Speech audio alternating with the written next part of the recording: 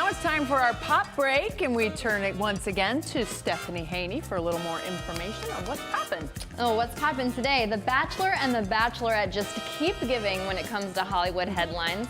Tyler Cameron, who was the second runner-up for Hannah Brown's heart on The Bachelor last year, was actually spotted picking her up from Palm Beach International Airport in Florida. We have that video coming up for you.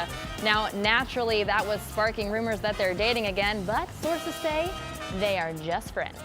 We've got some bummer news for Claire Crawley, though, the new Bachelorette. Filming has been postponed for at least 2 weeks. Claire is keeping her head up, though, writing on Instagram, "I've waited 38 years for these moments. What's a little bit longer, right?"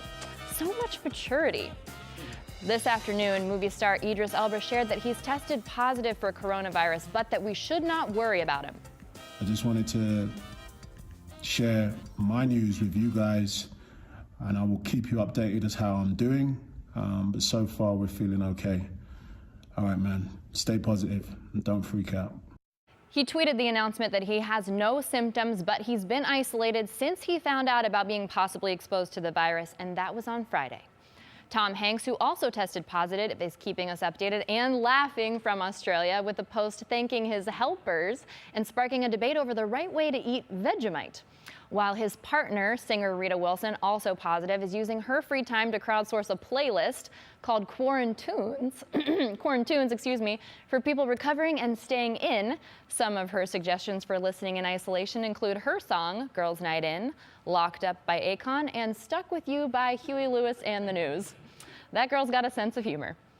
Meanwhile, other celebrities are sharing messages of love and advice, like Lady Gaga, who says when we feel powerless and out of control, we can fill that space with kindness.